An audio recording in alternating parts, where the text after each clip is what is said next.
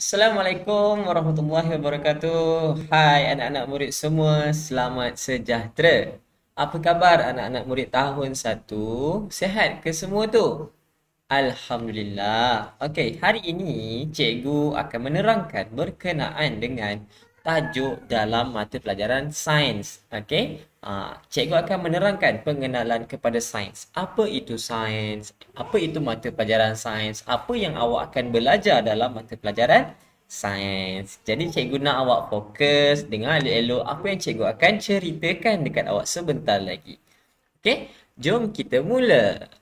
Okey, pada hari ini cikgu akan menerangkan kepada awak tajuk-tajuk pembelajaran dan juga pengenalan kepada tajuk. Okey, cikgu akan ceritakan tajuk apa yang awak akan belajar dan apakah yang awak akan belajar pada tajuk tersebut. Supaya awak minat, awak seronok nak belajar sains. Okey, sains ni seronok tau nak belajar. Best sebab sains ni ialah berkenaan dengan kehidupan kita semua. Okey? Science is fun. Learning is fun. Okay, ingat. Sentiasa kena ingat. Science ialah seronok. Science is seronok. Science itu seronok. Okay? Dah bersedia? Jom kita tengok tajuk awak yang pertama. Okay, tajuk yang pertama yang awak akan belajar pada tahun 1 ini ialah kemahiran saintifik. Apakah itu kemahiran saintifik? Okey, nanti bila kita belajar, kemahiran saintifik ni adalah kemahiran proses sains. Awak ada memerhati, awak akan belajar apa itu berkomunikasi dan juga kemahiran manipulatif. Okey, kemahiran saintifik ni adalah asas dalam sains.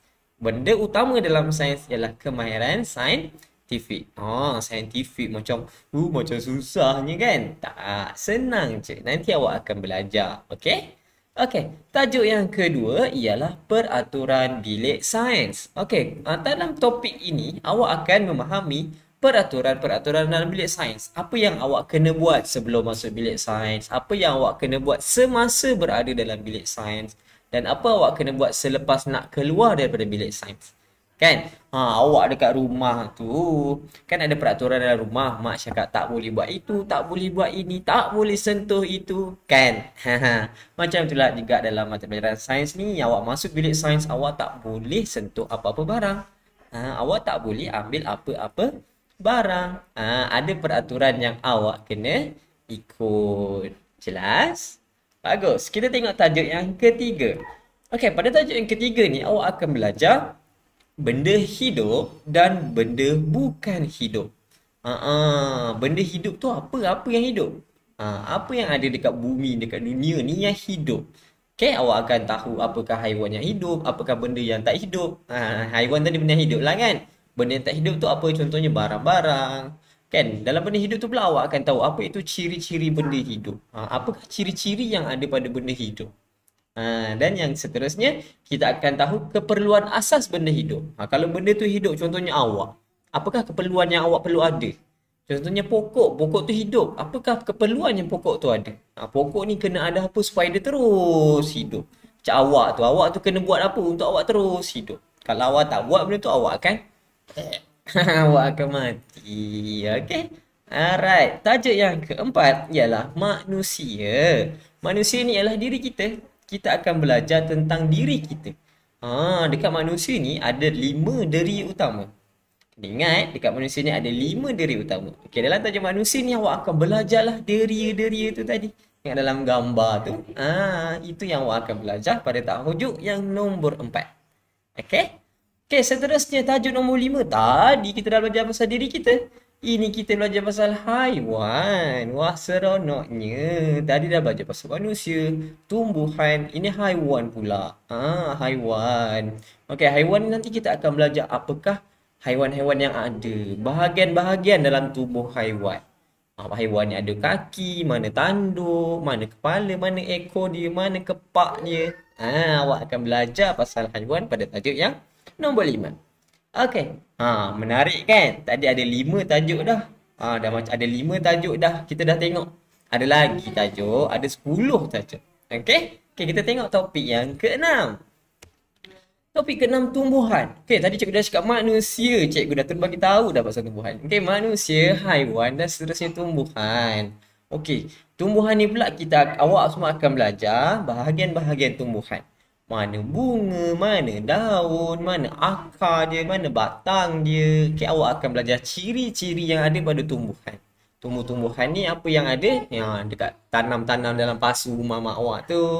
Itulah tumbuhan. Okay? Okay, nanti awak akan belajar kenapa tumbuhan ni penting untuk manusia. Kenapa tumbuhan ni penting untuk haiwan.